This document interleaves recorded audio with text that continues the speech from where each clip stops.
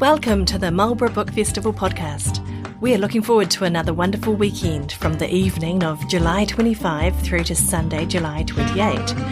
Dive into the heart of New Zealand's storytelling in beautiful Marlborough. Don't forget to visit our website at marlboroughbookfest.co.nz and sign up for our newsletter. For now, please enjoy this session from the 2023 Marlborough Book Festival.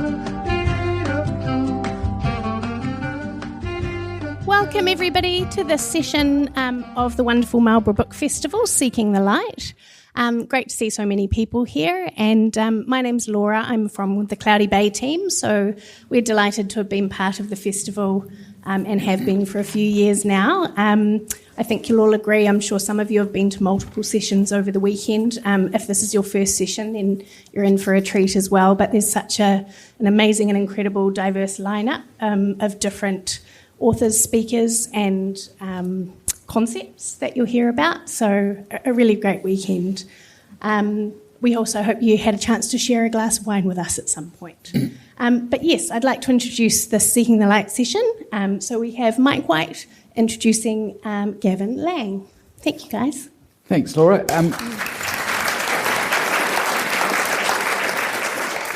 Thanks to Cloudy Bay for sponsoring the session. Amazing support from them. Thanks to the organisers of the festival, and thanks to all you guys for supporting the festival also. Great turnout today for this session, and it's really awesome to see you all. Just quickly, exits out that way. If there's an earthquake, drop, cover, hold, and try not to spill your wine. If you haven't already, just turn your phones off or turn them on to silent. And we're going to have questions at the end. Like normal, there will be a couple of mics roving. We want you to just wait till the mic arrives and speak into it, because we're recording the session for the podcasts. And obviously there's an opportunity to buy Gavin's wonderful book, Seeking the Light, afterwards out in the foyer. Gavin's a Wanaka mountain guide and adventure photographer, and probably one of the most experienced people when it comes to climbing in the Southern Alps.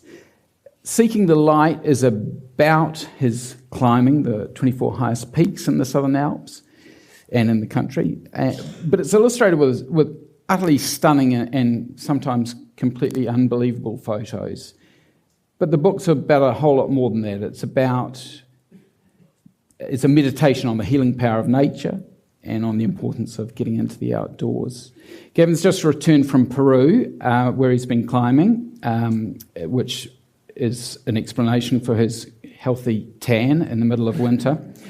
So can you please join me in welcoming Gavin to Marlborough and this festival? Thank you.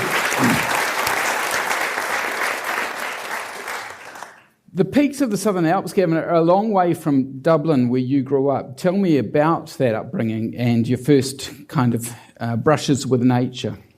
Well, that's right. I'm not from these parts, hence the dodgy accent. I grew up in Dublin, and I didn't come from a particularly outdoor family. There wasn't tramping or visits into nature, but the exploration was definitely there, and I talk about this in the book.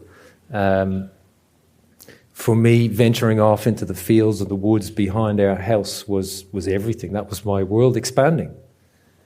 And it wasn't until maybe about 15, I went on a school trip. We did some rock climbing, we did some hill walking, and I noticed I was in that group of people who were in a minority, but the ones who were really enjoying it. What's the problem? Why is everybody complaining about this? It's not hard. We're just climbing up, or we're just hanging off a cliff face. Whatever, who cares? This is fun. But it wasn't until I moved to Belgium as a 17-year-old I tried to pursue I pursued a musical career. You're a drummer. It wasn't successful, that's all. I didn't become the rock star. I grew up at Cedarwood Close, just around the corner from Bono. So it was quite a delight to see my book and Bono's book on the same shelf at Whitcoulls and Paper Plus. But one of them became a famous rock star. And one became a famous rock climber. I don't know about that. World famous in Wanaka, maybe? Yeah.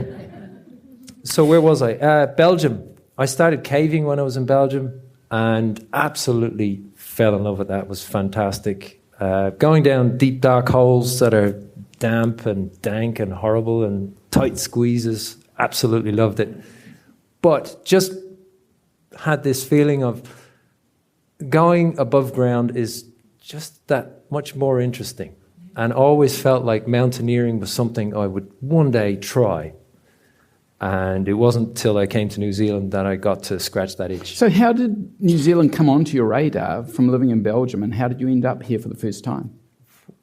One thing leads to another. When I lived in Belgium, everyone spoke English, but after speaking pidgin English for 2 years, I decided it was the time to learn to speak Dutch or Flemish. And so with that language, I was fluent by the time I left. I went back to Ireland and I started working in a call centre for an airline. And United Airlines flew to New Zealand, the furthest place on the planet that I had on my wish list. So it was time to pay a visit, and February 2000, my life changed. So tell us about that, and about that first visit, which was just a holiday, wasn't it? It was a 3-week holiday. I was big into caving, but I went with a friend from Belgium. We said, we won't do any caving. There isn't enough time for it. We'll go and do all the touristy stuff. The last thing I did was Franz Josef, a guided tour on the Franz Josef Glacier, and then headed home and said, oh my God, awestruck, completely awestruck. I need to go back. So I planned my escape, and about a year and a half later, I came back for a year. And then, well, after the year, I won't go into detail about what happened, but it was a massive adventure. I went home, and for the first time in my life, I was homesick. But it was for New Zealand. I was never homesick for Ireland, but something connected here. Everything about the country, the landscape, the people, the mentality, the way of life, the freedom, the space, blue skies, lack of pollution, whatever it is. I was hooked, and it was a low point back in Ireland, trying to find a way back to New Zealand. But you came here and you did a course, an outdoor course at Aotearoa Polytech in Timaru, and that led you to the mountains. Yes. Literally, and to the west coast and the glaciers again. That was the gateway to, at the very least, worst case scenario, I'll have a really good, fun year in New Zealand, because I've exhausted my work travel visa. I've worked that work and holiday visa. I've exhausted that. I was collecting visas for New Zealand at this point. Now I was on to study visa. I will study outdoor recreation leadership. And the cunning plan was, maybe I could get a job on the glacier, because they need a lot of glacier guides. So the threshold is quite low. They'll let me in. I'll get a visa with them, and then I can start my mountaineering apprenticeship proper. And that's what happened. Which you did, and you threw yourself into it utterly and totally, with some eventual effects that you didn't foresee, didn't want. Just quickly tell us about that, what you did to your body. I followed the dream to become a mountain guide, starting with the glacier guiding.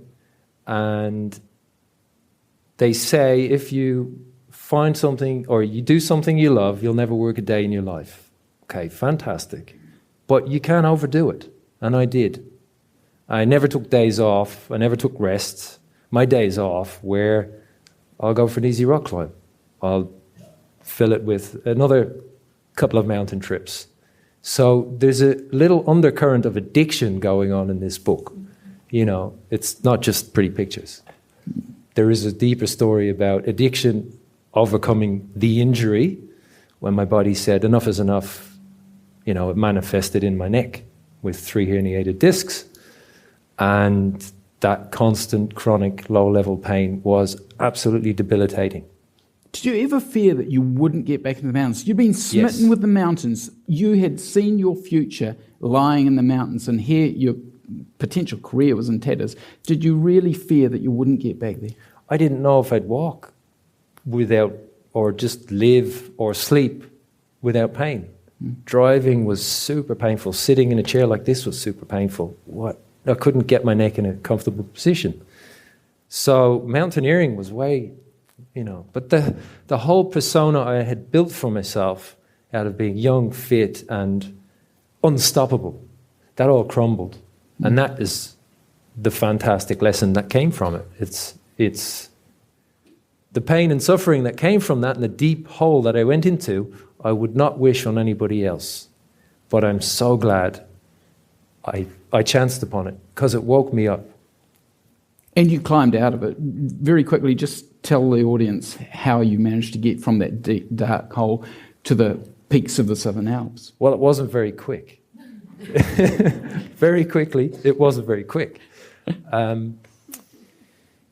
lot of soul searching, and in combination with physical therapy. Some physical therapies didn't work, some did. I won't prescribe any magical recovery system, but I will say meditation was a fantastic, and yoga was a fantastic way to climb out of that hole. And they work so well on the physical and mental level. I couldn't have done it without both of those. Cool. So I managed to avoid an operation. Calm and peace, that was important in your life. And I'll just get you to read a little passage from this book. It's the start of Gavin's book, and we won't say who it's by or anything about it until afterwards, but can you just read this for us, Gavin? What then do I mean tonight by the healing power of nature? I mean to refer to the way in which nature ministers to our minds, all more or less diseased by the rush and racket of civilization, and helps to steady and enrich our lives. My first point is that there are deeply rooted, old-established, far-reaching relations between man and nature which we cannot ignore without loss. There would be less psychopathology of everyday life if we kept up our acquaintance.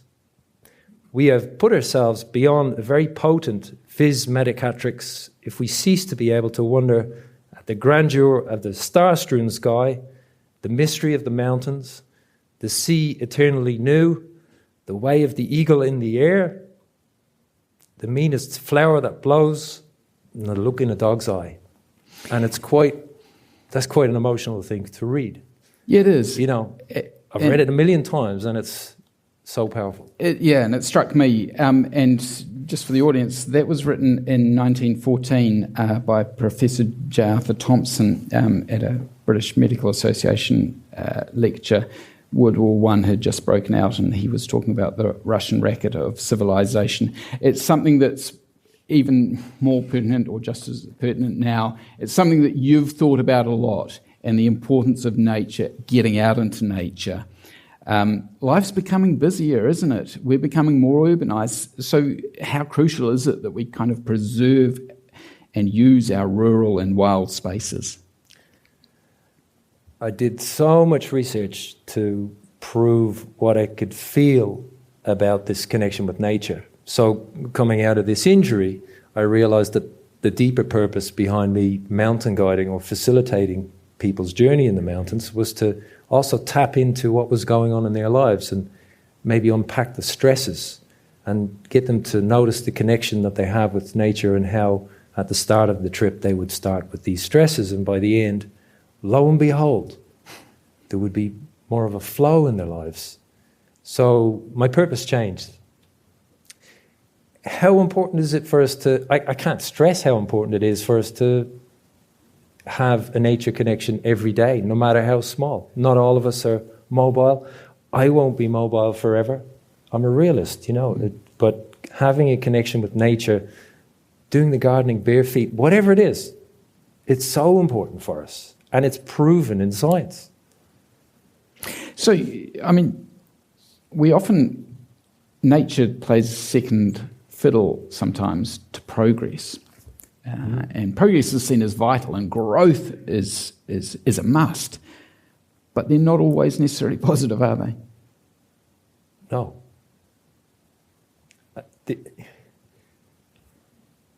That's an easy question, isn't it? That's an easy one to answer. Let's solve all the political problems in answering that right now. Yeah, we've got 45 minutes. Okay. Or we're missing 15. Okay. Well, let me see. Let me summarise. I can see both sides of the, status quo or progress, stagnation argument. I can definitely see both things that are going on.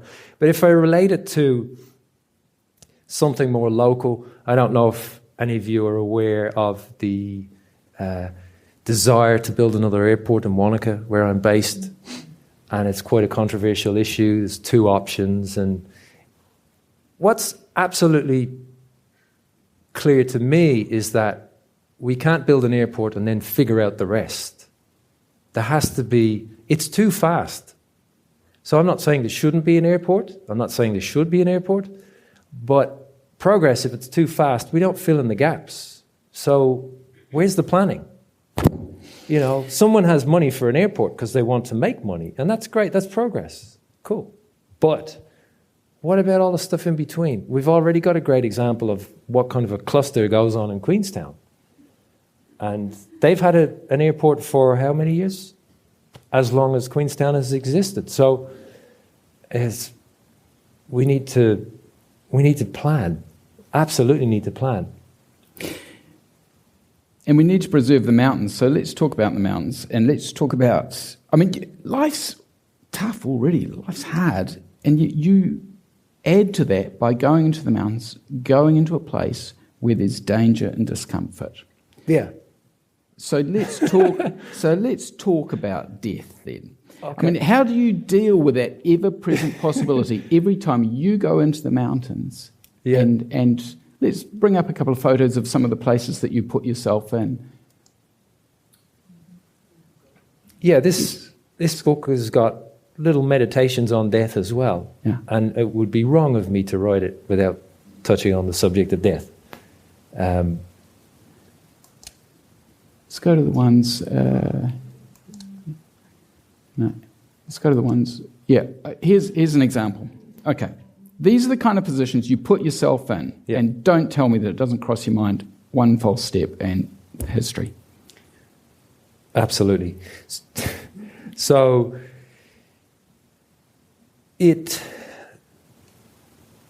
how can I say this? Death, as a companion, helps to keep us alive.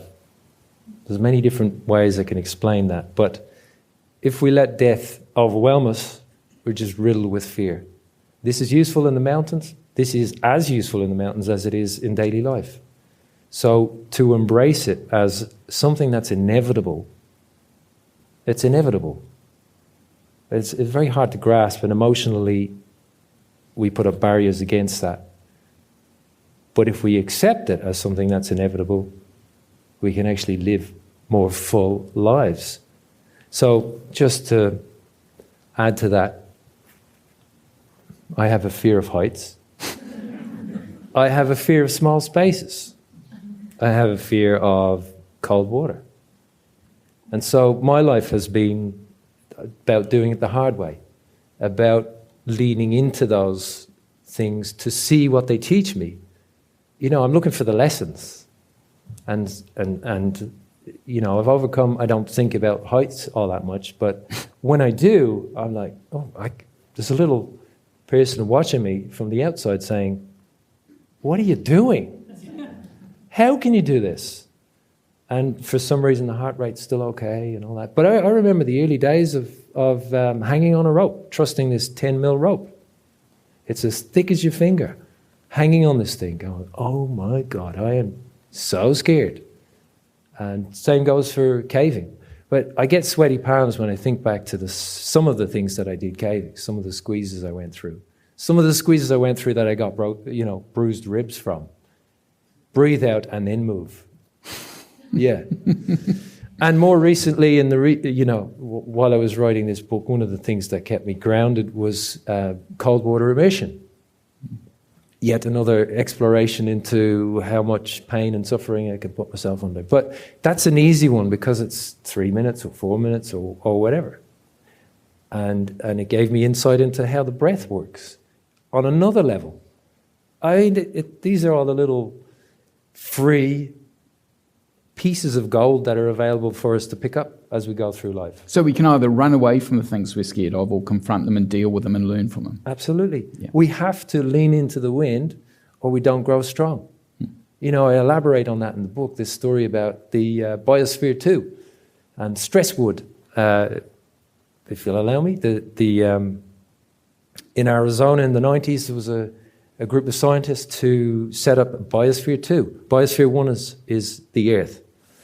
And they decided to lock themselves away, 8 scientists, lock themselves away, be completely self-sustaining. And they hit some roadblocks, but they also have made some amazing discoveries. They grew plants really fast with their recycled earth and so on. But what was happening to the trees was they grow extra fast and then fall over. Why? Because there's no wind. We have to position ourselves into the wind or we don't grow strong. So choose your discomfort. You know? Yeah, there's discomfort and then there's real danger. And I wonder how much your attitude to real danger and about mortality and these things has changed since you had a partner, Jen, Yeah. and you had a daughter, Violet. Let's bring up the picture of Violet. This is our lockdown antics. There we go. So I've only got one daughter. This is one of the things we did to just stay sane. Everybody remembers what they did during lockdown or not. This is one of the things we did. And my goal was to get out every day into nature somehow and be creative and play games and all the rest of it. But I think back to you, the question you were posing was, has anything changed with having a partner and having a daughter? And absolutely, yeah. I'm phasing into retirement. I mean, are Jen and Violet now the best motivations for coming home safely? Absolutely. Yeah. Absolutely. Yeah. Thinking back to the injury, I didn't have a partner then, but it felt like I learned what my values were, and you know what's left when I can't see myself as this persona, or I can't project myself as this strong mountaineer type who is unstoppable. What's left? What are my values? Because it's not built around all of that. That will change. What's left? What truly transcends all of that? And it's this family values and strong connection and relationships, amongst other things. So, and then Jean showed up a couple of years after that injury, and I was ready for her. She was definitely ready for me, because she's a woman, she gets to decide and all that sort of stuff. You know about that. Yeah, I know. After each trip into the mountains, you turn round, you look at them and you say thank you. Tell us about that. Yeah, well, it's gratitude. It's a ritual of sorts. I'm not a religious person, but it is definitely a kind of, it's a Hail Mary. It's a reminder that they've granted me safe passage. So that comes up. It's a thank you for granting me safe passage, amongst other things. And I also let my clients know, and I haven't had one single client object to joining in. It always works. It's a really important thing, just going to bed. What am I grateful for today? I don't do it every day, I'm no saint. But it's very useful. It's just a reminder. You mentioned the clients, and this struck me. I mean, everyone that goes into the mountains, there's risk involved, but you're doubling that because you are responsible for your client. This is someone who's paying you to guide them up a peak or somewhere. And so how heavily does that weigh on you that you've got to bring not just yourself home, but them home to their families? How heavily does it weigh on me? It's a different kind of stress to going climbing with a friend. There's definitely an element of just trusting this person's competent and capable, and I can see it happening. But generally, if a client comes to me, my rule now is if they've asked to be guided, it's because they need guiding. In terms of the stress, I don't feel it until I stop. It's odd. It just feels like my calling. So it doesn't feel like a burden. And it's very different. It's a different mindset, very different mindset. Just calculating slopes. Is this something I can manage a client over? It's very different. And that is what makes it interesting. Otherwise, I'd stop. You know, the average person can't climb Mount Cook, Mount Aspiring, or whatever their objective is, but they might be able to with my help. Sure. And I have the sort of means to help them there. That's what I get a kick out of. But you're also conscious of them and their families, and sometimes you actually do talk to the families before or after you've come back from a trip. Yep. They might bring their family down. They might do a trip as part of a family holiday and integrate it. Many of my clients are repeat clients, come multiple times, and then I might meet the family on the second or third trip. And I like that because I'm not just responsible to them, I'm responsible to their family. And let's not forget that it's the family that will sue me. It's not them who's dead that might sue me. That's not the problem. They signed the waiver, that's cool, but the family are out for my blood. Yeah. So it helps to have a little relationship there already. So that they don't think I'm... Gavin Lang, the most cunning climber in New Zealand. You know my secret. Yeah.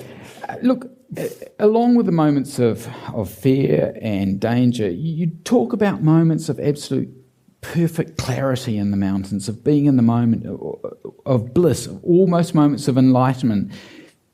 Do you want to bring up the Carolyn Face photo for this one? And how real and fleeting are these moments for you in the mountains? This is a great example because I climbed the Caroline Face not for the book, and I write about my motivations. This is Caroline Face of Mount Cook. Caroline Face of Mount Cook, the southeastern side.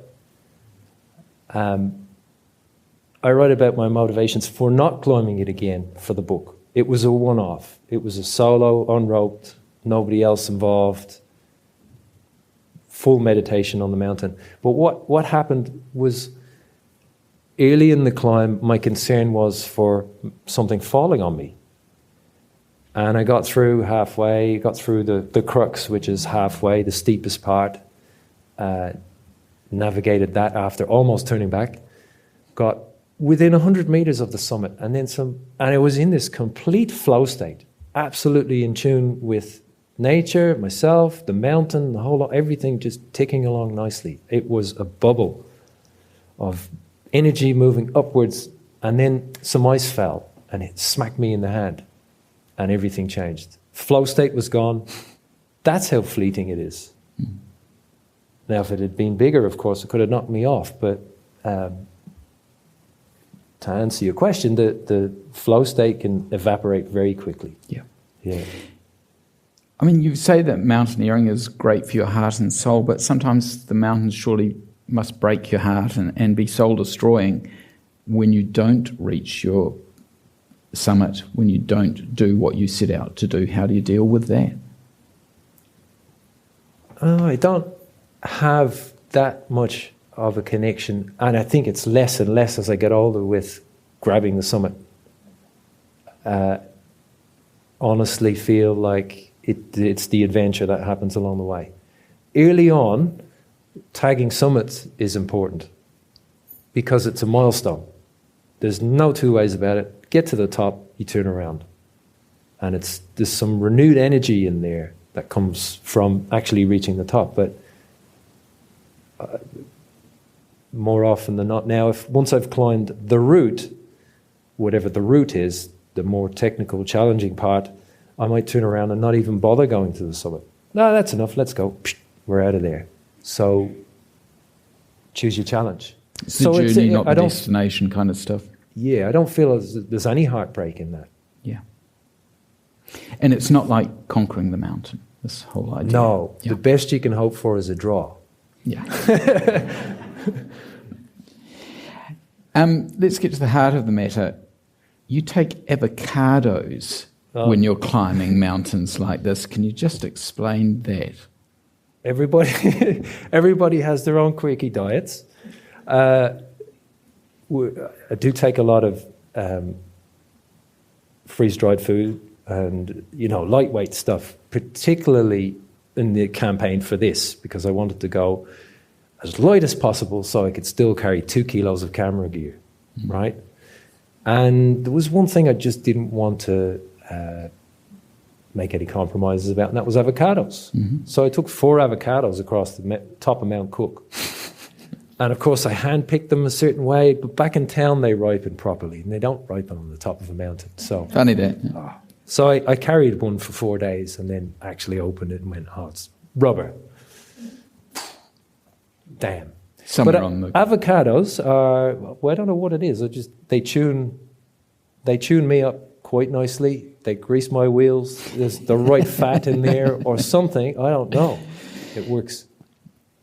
Look, obviously mountaineering is uncomfortable. And that's something that some of your clients don't seem to always get. They have this romantic notion about ascending peaks and the great days of alpinism without comprehending what it takes to get there. You find that sometimes... Let's bring up the trench foot photos. Oh, yeah. Was that back? I actually find armchair mountaineering very comfortable. Yeah. Yeah. So what's this? This is me mansplaining my way to the top of a mountain. Yeah. This is trench foot, which the name comes, I believe, from the First World War. Yeah, I think so. Soldiers would have wet feet for days and would have to do marches. And of course, once your soggy fingers or feet are wet, they're very tender. That skin is very tender, and those crevices get deeper and deeper. It feels like razor blades. And this was on Sefton, which is 95% tramping. Mount Sefton has a little bit of snow and ice at the top. And it's a serious mountain because of the sheer size of it. But you start out in the West Coast Valley, and the grass is dewy and wet, and so your socks get wet and your feet get wet. And so a whole day bouncing around. And by the end of the day, I've got these deep crevices in my feet there. And this, once they dry out, turns to blisters. And the rest is bright pink. Looks like someone took to my foot with a belt sander or a planer. And it's very painful. And you talk about that in the book of, walking on razors all the way out to the... It makes a good story. And you do it again, These books don't fill themselves. You need, But your clients, your experience. If I can add, yeah, sorry. My goal was not to have any carnage on the trip. Even though, at the back of my mind, if someone falls off or I witness something or, I lose a foot or something like that, this will make a great story. This book will be a bestseller. But the goal was to stay safe, come home safely, and not have any carnage. So this is the best I could do. Trench foot. Yeah. There's a good mix of kind of bliss state and semi-carnage in there, so people will understand everything that you go through. But for the punters that, like I say, they're coming off the street, they have this romantic idea of getting up a mountain, and then what happens sometimes to them? Oh, they get blisters. Oh, yeah. So I do get a lot of... No, I won't say a lot. I get some clients who have read classic books, Annapurna or stuff where there's loads of carnage, there's death everywhere. And they're signing up for this and I want to go there. And it's like, day one, there's a bit of pack rubbish on the back of their hip here. It's really sore. I don't know if I can carry on. Okay. Well, we're not going to get a bestseller out of you there, are we? But discomfort and suffering are some, if we look at them as something to be avoided, we won't build resilience, like you were saying, to the inevitable adversities of life. Do you fear that in society we've perhaps become too comfortable, too safe in our lives? I think so. Does anybody disagree? You know. As they sit there in their chairs with their glass of cloudy Does bay, anybody yeah. work? Does anybody represent WorkSafe here? No? Am I free to speak? We want guarantees. We want insurances, don't we? We do. We do. We got this White Island thing going on right now, and every single one of these things that happens in the adventure tourism world just makes it harder to operate adventures where you might get hurt or you might die. Heaven forbid you might learn something. It is sad. It's sad to see that happening. There's two things. I say this to my clients all the time. There's two things. If they were invented today, they'd be illegal. One is mountain guiding, and the other is ladders. Ladders. I've hurt myself twice on ladders. This finger doesn't work properly anymore because of a ladder injury. Ladders. I'm so scared of ladders. That's my next book. I do think we're missing out, even sanitizing playgrounds into submission. Why do we need to pour this rubber mat stuff all over the place? What is it? It costs $250,000. And what do we get? A slide and a swing. Great. That's great for children's creativity. And, I could go on and on that topic. A better man to read is Richard Louv, Last Child in the Woods. Has anybody read that book? Yeah, it's a fantastic book. I mean, I use that as a reference for this book.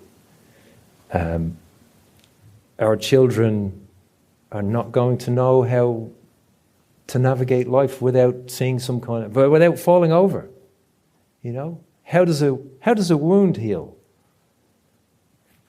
Wounds don't happen because you're wrapped in cotton wool. What are you learning? So, yeah, I'm a big fan of sending my child to a school where they play in the dirt. Kindergarten, preschool, whatever it's called, where they've got lots of outdoor space, that they have an outdoor adventure program, and that's my little fight back against the regulation that's just squashing us. Yeah. It's pretty soon, I won't be surprised if mountain guiding, it doesn't exist anymore, because it's just unfeasible. It's no longer affordable for the companies to get through the regulations and the audits and the concessions and all the rest, and it's no longer affordable for the clients.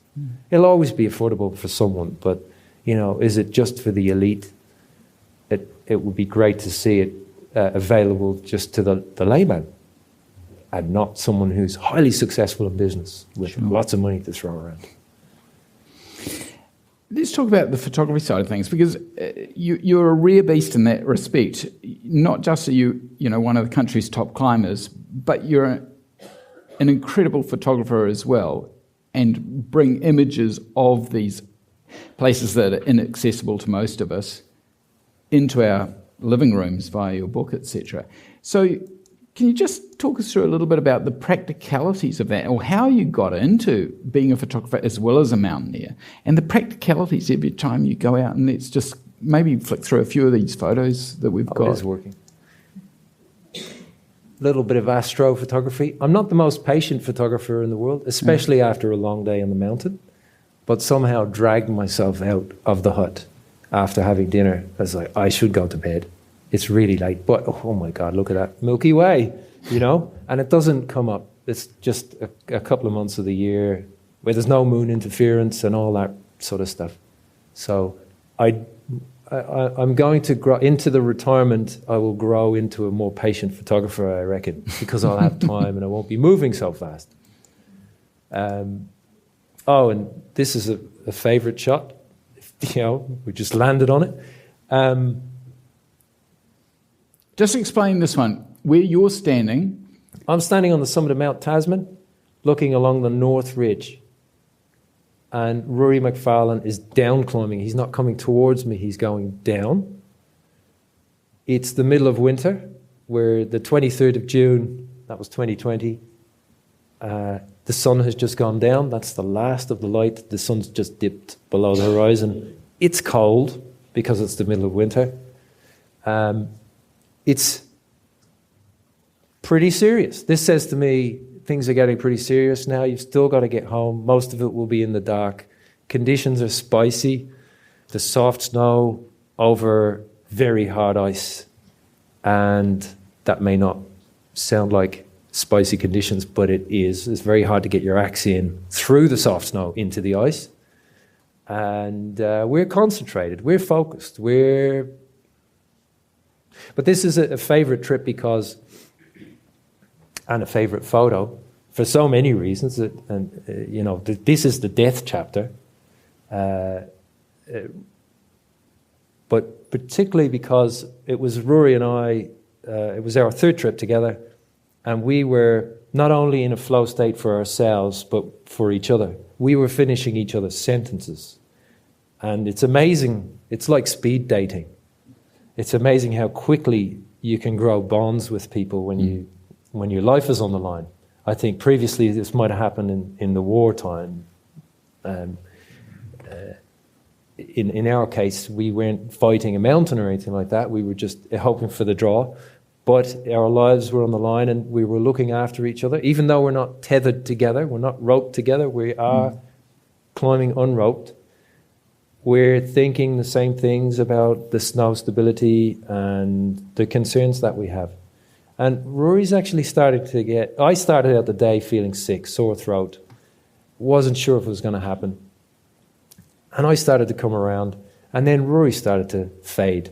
He hadn't been up to 3,500 meters for 5 or 6 months. And he started to feel the effects of altitude. I started to sort of wobble a bit, and then I took over. So there was this real kinship and camaraderie going on that trip. Cool. Flick through a couple more quickly before... Aspiring? Aspiring's your mountain, isn't it? Yeah. Ko Titatea Te Maunga. Yeah.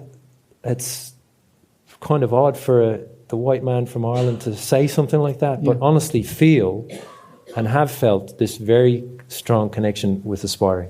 It was, I've witnessed death on that mountain. I've been party to rescues on the mountain. I've climbed it more than any other mountain in New Zealand, apart from Mount Iron. Of the 3,000ers. I know it well. It never bores me. It's amazing how some mountains can become a little bit boring, the same path. But it seems like it's always got these little, variations for me. There's something about it. I'm drawn to it. And I've leaned into that. And I understand it better now. It's like, it keeps calling me back. Flick another one. And we had 3 goes to get the photographs that I wanted. We turned around this day because the wind is so strong. You can see a snow plume at the top of the mountain. We'd climbed the new route up the south face, the face off to the side here. And Suji, who I was climbing with, we carried on for about an hour and turned around. The wind was too strong and we had to go back for another try. Different party. That didn't work either, so went back again. So you don't see this in the book. You don't see the half dozen or more trips that didn't happen. But aspiring was 3 rounds. The Ayers Ridge between Haydinger and Douglas, 2 mountains on the main divide. This is Pat Gray, who accompanied me on the last 4 summits, I think. Again, speed dating. I'd seen him in the hills. I barely knew him. I called someone else the 11th hour just before this trip, and they said, "Oh, no, I'm not available, but Pat is." "Oh, yeah, Pat. Yeah, I've seen him on Mount Cook. I've seen him do a grand traverse of Mount Cook and come back smiling. He seems like the right kind of guy." So, and it worked out, I never had any duds. I never had anybody like, "Oh my God, what am I doing with this person?" It always worked out. Hey, can we go back to the image that's the cover of the book? Because it's... That one. No, that one. I mean, that's... Yeah. Just describe this, because, we look at this and we think, I just wanted to check.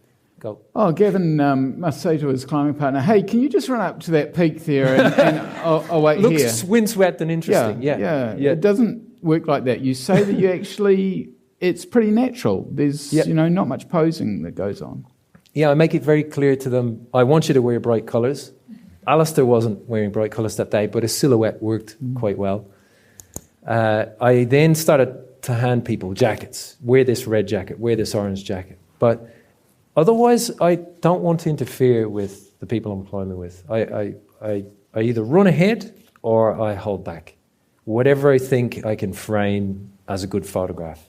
And that was the case here. Alistair had just been behind me, and I let him walk away. And I shot some video, and I shot some panoramas, and then he ended up just standing and hanging out on the summit. And I said, oh, this is cool.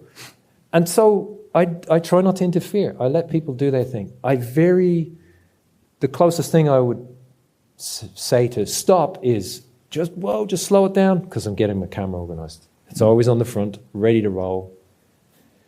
So what you're seeing is the leftovers from a lot of missed opportunities.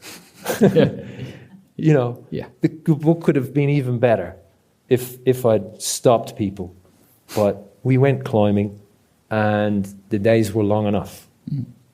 Hey, we just want to wrap up this section before we get into questions. There's a wonderful passage at the end of Gavin's book, which I can't recommend highly enough. Just an amazing book that you can keep going back to time and time again and getting new stuff from. But Gavin kind of finishes by, it's a monologue in the book about where he's asking himself about why he does it and what's important. And so I'm sort of going to read the questions that he's asking himself, and these are the answers that Gavin comes up with. So why do I put myself through this time and time again? Because it mostly feels good. But is that what life's about? No. Well, life is about more than feeling good. Like what? Well, occasionally life is about giving back or being of service, but I've no definitive answer. I can only be sure that life is far better if I seek out a way of making it more purposeful. Life's more purposeful if I expose myself to dangers? What? Exposing myself to danger and taking calculated risks makes me feel more alive. It helps me face fear, doubt, anxiety, and explore them in a calculated way. There's nothing more rewarding than observing challenges arising in the mind. The reward goes far beyond the thrill of a mountain ascent. You sound like a preacher. Well, you choose your own challenge. It's not the effort, the jostle with death, or the trophy climbs, but the sense of humility, respect, and gratitude a journey has given us. It matters not how you got there, but that is how I'm getting there. Why don't you just stay at home and stay safe? Promise me this is your last trip. No promises. When I've done my piece, I'll kick back in the rocking chair and reminisce. Just give up now. I can see how you're relabeling mountaineering as the pursuit of high ideals. You're just a con artist. I'm not selling anything. I've just been lucky to realise that the mountain environment is a trigger for deeper reflection. You'll inevitably find pain and suffering in your life, so choose your own flavour. Try something that takes you out of your comfort zone. Cool.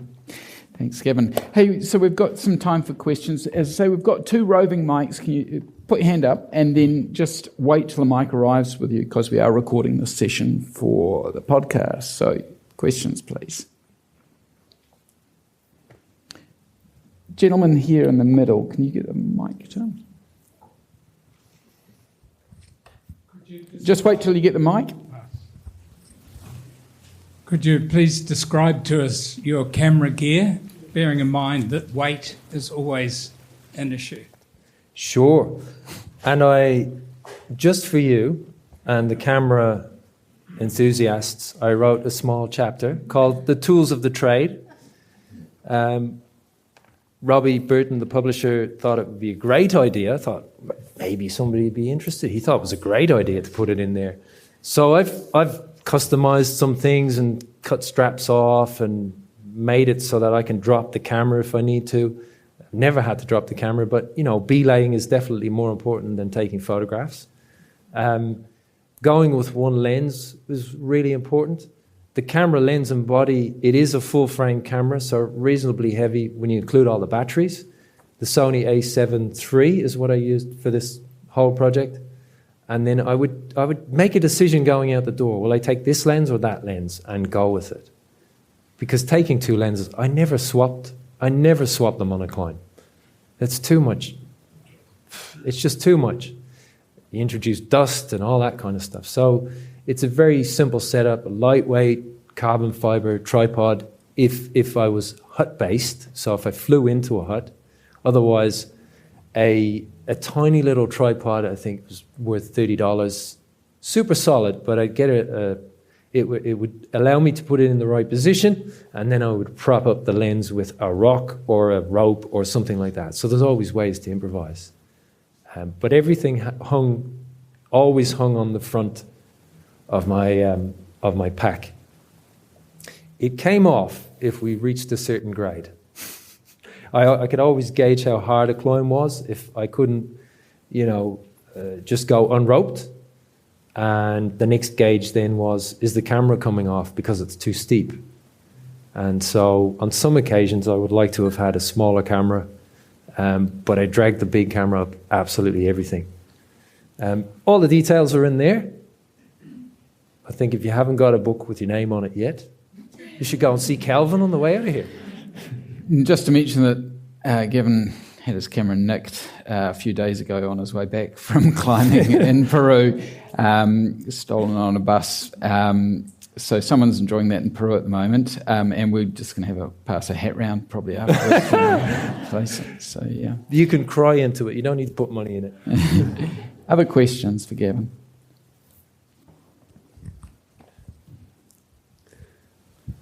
Thanks very much. That was a really fascinating talk and discussion.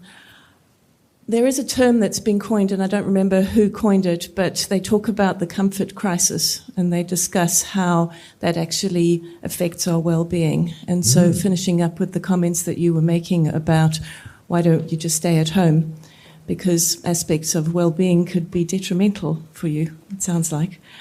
I'm curious to know how many days duration your trips are, and if you could just talk a little bit more about maybe some of the psychological planning, if anything, and but more about how you prepare and also, I guess, how you decompress when you come back. The psychological crisis. No, what was it called? Psychological aspect. Because there's the physical training. Yeah, what was the name of the crisis, though? I'd never heard of it. The crisis is the comfort crisis. Comfort crisis, yeah. Nice term. Okay. My trips are usually objective-driven, so 3 to 4 days for my trips, for personal trips. Some of these, like the walk-in, walk-out trips, were 7 days long. With clients, it's usually a minimum of 5, because we need a day to get established and I need a day to get out. And then 3 in the middle seems to be the sweet spot, but about 7 days is what I aim for. Yeah, I've done longer trips, but that would be the average. And the second part of your question, the psychological, that's a hard one. There was something that I developed for the book. It didn't appear in the book, but I call it the pose triangle. And P is planning, E is enthusiasm, S is skill, and O is the objective. So you need to have this balance. In the early days, it tends to be lots of enthusiasm, not so much skill, and depending on your style, it could be lots of planning or none at all. You just kind of let it happen. You just flow into it. But those are 3 important aspects. I feel like the thing that I'm lacking in now is enthusiasm until I actually get into the mountains. Because 4 out of 5 trips don't happen because of the weather. And then, so show me the weather forecast and I will fit the trip in. And then I will find a partner, and then I will start planning and pack a bag. And I actually kind of hate packing now. Done it so many times, but it's easy.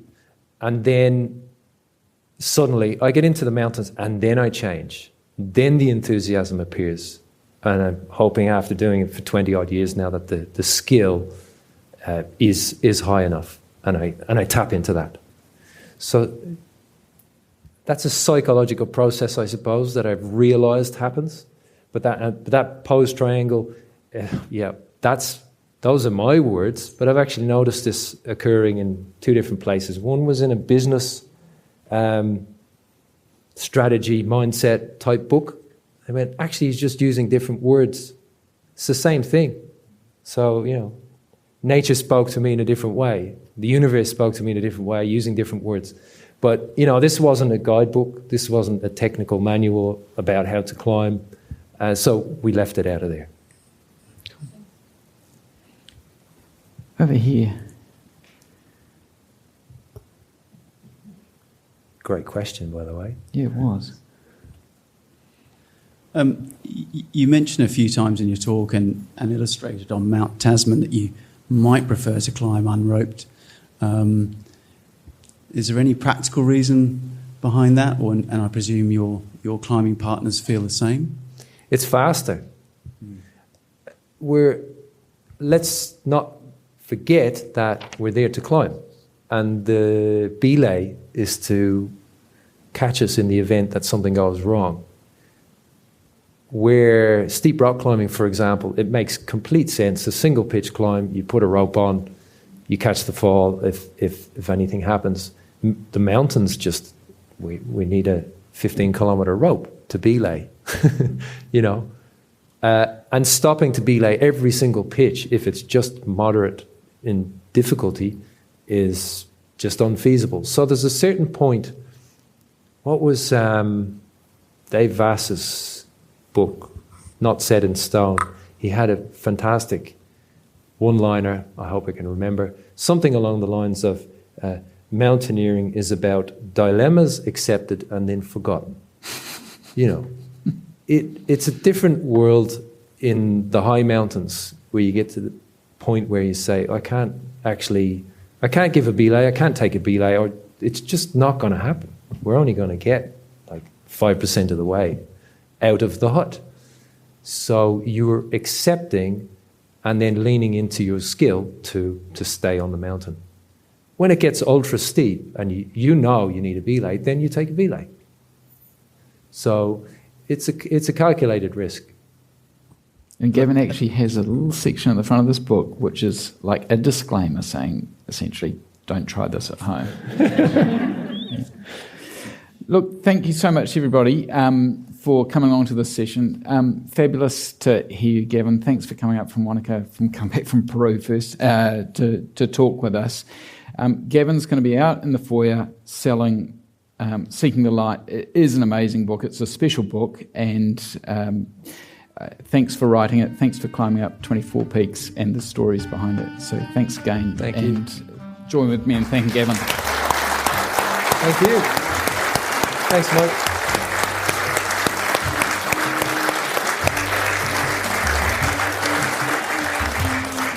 So you better scarper out there and sign some books. Good job. Thanks, mate. Thanks, Mike. It's awesome. Cheers.